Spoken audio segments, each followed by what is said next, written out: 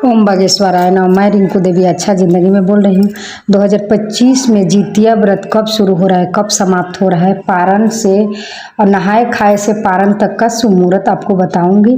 तो देखिए, जितिया व्रत आपको बता दे रही हूँ 2025 में 14 सितंबर को पड़ रहा है। निर्जला व्रत रहेंगे, दिन रविवार पड़ रहा है। तो देखिए, जितिया व्रत अष्टमी, सप्तमी और नवमी ये तीनों दिन मनाया जाता है। जो कि देखिए, सप्तमी के दिन नहाए खाए होता है। नहा खा करके उस दिन अपना स्वच्छ हो करके और व्रत के संकल्प लेंगे।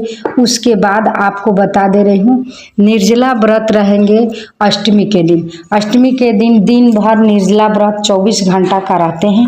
निर्जला व्रत दिन रात का निर्जला व्रत, जल उल नहीं पीते हैं और बिना पिए ये इस व्रत को करना है। ये बहुत कठिन व्रत है, इसको करना चाहिए। उसके बाद में नवमी के दिन पारण होता है। तो पारण का भी शुभ मुहूर्त देखा जाता है कि वो अष्टमी में नहीं न पड़ रहा है, नवमी में ही इस व्रत को पारण करना शुभ माना जाता है। उसमें भी ताज़ा भोजन पारण किया जाता है, बासी भोजन कभी नहीं किया जाता है। उसके बाद देखिए, अब जो लोग पहली बार इस व्रत को कर रहे हैं तो इस साल मलमास नहीं है, पहली बार व्रत कर सकते हैं। नया कन्या है, नया लड़की है, वो कर सकती हैं। नया कन्या चाहे अपना घर में आई है, नया शादी हुआ है लड़कियां, वो अपना कर सकती हैं इस व्रत को। उसके बाद में इस साल मालमास नहीं है। उसके बाद बहुत लोग बोलते हैं कि लड़की है तो इस व्रत को नहीं करना चाहिए, तो ऐसे बात नहीं है। इस व्रत को जो पुत्र है वो लोग भी करते हैं, जिसका लड़की भी है वो भी कर सकते हैं इस व्रत को। ऐसे तो माना गया है कि लड़का है वही इस व्रत को कर सकते हैं, लेकिन नहीं, जिसका लड़की है वो भी अपना संतानें हैं, उसके लिए भी जितिया पुत्रिका व्रत कर सकते हैं, इसलिए कि वो भी संतान है, उसके लिए भी आप कर सकते हैं। ये भी हो गया। उसके बाद बहुत लोग बोलते हैं कि नया साड़ी पहनते हैं कि नहीं, बहुत लोग के मन में कन्फ्यूजन रहता है।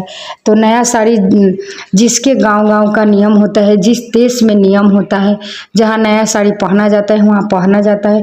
हम लोग के तरफ नया साड़ी नहीं पहना जाता है, ये पितृपक्ष में लगता है। तो पितृपक्ष में नया साड़ी नहीं पहनते हैं, पहना हुआ साड़ी हम लोग पहन सकते हैं।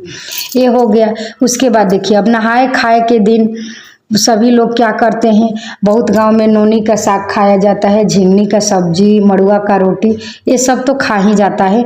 तो ये मड़ुआ का रोटी, झिंगनी का साग खाया जाता है, नहा धोआ करके छू करके उसके बाद खाया जाता है। बहुत लोग क्या होता है कि सास नहीं है, जिसका सास नहीं है वो लोग छू करके दान पंडित को करना जरूरी है। जिसका सास है वो न भी करे तो चल जाएगा नहाए खाए के दिन। उसके बाद अब आपको बता दे रही हूँ, जिसका सास है तो उसको नहाने खाने के दिन आपको जो पानी बाल धोकर नहाते हैं तो उसको भी क्या करना चाहिए, बाल धो करके नहा करके उस पानी को खोला रखना चाहिए। उसमें से पानी गिरता है तो बोलते हैं कि पितरों तक पहुँचता है, वो पानी को पितरों लोग पीते हैं। तो ये जरूरी है, ये भी करना चाहिए पितर लोग के लिए। बाल खोल करके थोड़ा बाल को पानी छूना चाहिए तो पितर लोग तक पहुंचता है, लट का पानी पीते हैं पितर लोग। उसके बाद में अब मैं बता दे रही हूँ आप लोगों को, अष्टमी नवमी तो आपको बता दी। उसके बाद में कोई भी मीठा पकवान उस दिन नहाए खाए के दिन बनाना ही चाहिए, और बनाते हैं और खाते भी हैं। आप पहले उसमें से सभी में से अच्छा पहले स्वच्छ बना करके उसके बाद निकाल देते हैं। निकालने के बाद उसको क्या करते हैं, निकालने के बाद पहले पितर लोग को निकाल देते हैं, पुआ पकवान जो भी हुआ। और जिसके घर जैसे नियम, बहुत लोग के घर मछली बनता है तो मछली बना करके निकाल देते हैं, उसके बाद ही उसको खाया जाता है। पहले पितरों के लिए सभी जितना बनेगा, ठेकुआ पूड़ी पकवान जो भी, मलपुआ, दाल चावल, ये सब सभी में से थोड़ा थोड़ा निकाल करके रख देना जरूरी है। उसमें पहले निकाल करके रख देते हैं। उसके बाद ही कोई बच्चे या कोई भी उसमें से खाते हैं। उसके बाद में नोनी का साग कहीं और झिंगनी का सब्जी ये भी खाते हैं। पुआ पकवान तो उस दिन गमकाना चाहिए, इसलिए कि पितर लोग सुगंधित सुन करके शुभ फल की प्राप्ति देते हैं। उन लोग को सूंघने से घर के में से पुआ पकवान का गमक आना चाहिए, सेंटिंग आना चाहिए, सुगंधित आना चाहिए। ये सब आता है तो वो लोग प्रसन्न होते हैं पितरों लोग, और पितर लोग को देना चाहिए। उसके बाद में अब आपको बता दूं कि जिन लोग का सास नहीं है तो उन लोग को क्या करना चाहिए।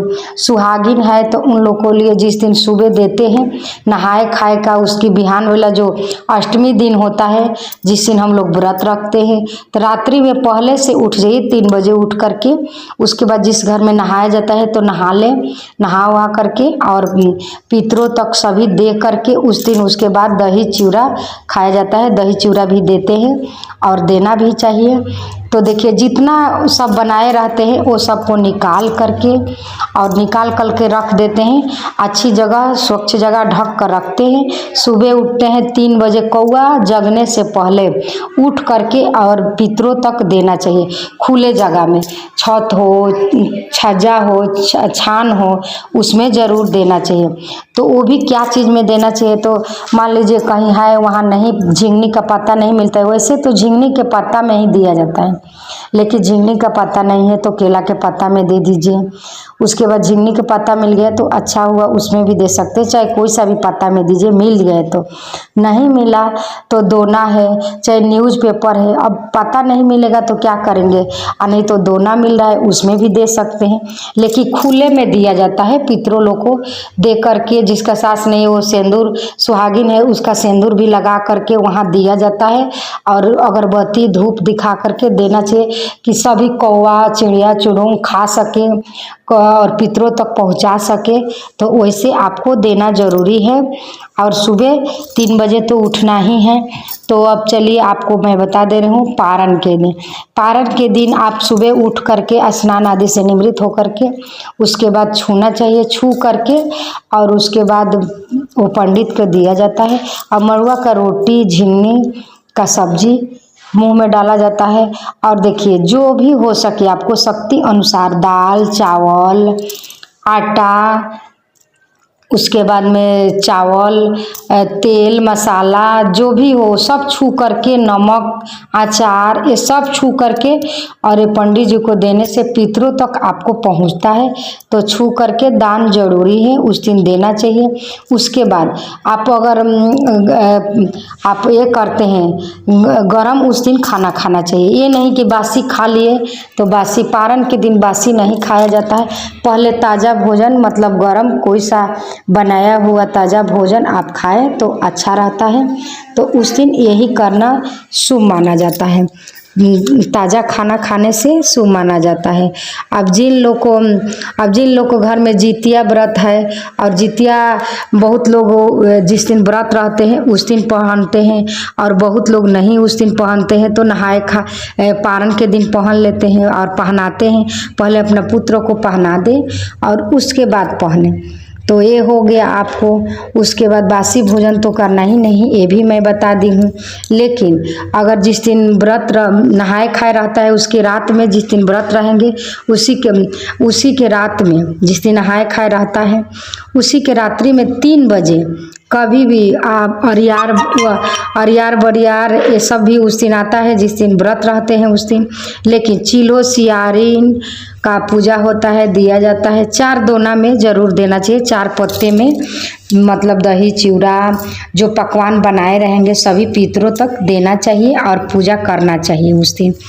उसके बाद उस दिन बाल को, उस दिन व्रत के दिन बाल नहीं धोया जाता है, नहाए खाए के दिन ही बाल धोया जाता है। कोई सा भी व्रत हो उसमें व्रत के दिन कभी भी आप बाल को ना धोएं। उस दिन बाल भी नहीं कोड़ना चाहिए, बाल को भी मतलब कंघी नहीं करना चाहिए। एक भी बाल टूटता है, चाहे कोई खर है, जो भी है। बहुत लोग बोलते हैं कि अब मेरा घर कोई नहीं है तो सब्जी काटे, सब्जी बनाए।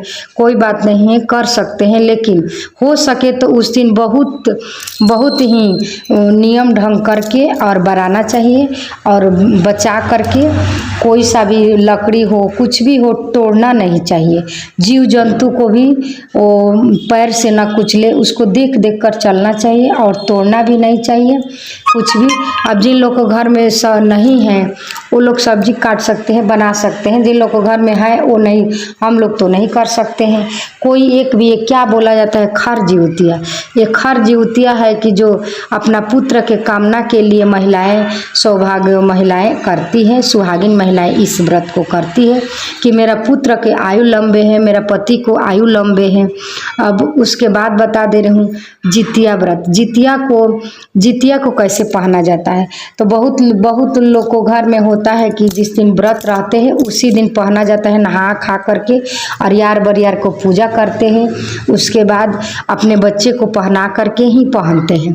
तो अपने बच्चे को पहना करके उसके बाद पहन लेते हैं। बहुत लोग के घर पारन का दिन होता है तो वो लोग पारन के दिन ही करते हैं, नहा धोआ करके पहना करके उसके बाद बच्चे को पहना कर उसके बाद पहनते हैं, उसके बाद अपने पारण करते हैं। तो बहुत लोग को ऐसे होते हैं, लेकिन हम लोग को जिस दिन व्रत रहता है उसी दिन करते हैं। और जिन लोग को अगर हो सके तो वहाँ गंगा जी तालाब है तो जा सकते हैं, नहीं तो घर में गंगा जल लगा करके आप स्नान करके और इस व्रत को कर सकते हैं। और इसमें निर्जला रहते हैं, इसमें कोई खर तक नहीं तोड़ा जाता है, ये मान्यता है। तो ऐसे करें और करना चाहिए। मेरा वीडियो पसंद आए तो सब्सक्राइब लाइक ज़रूर कीजिए।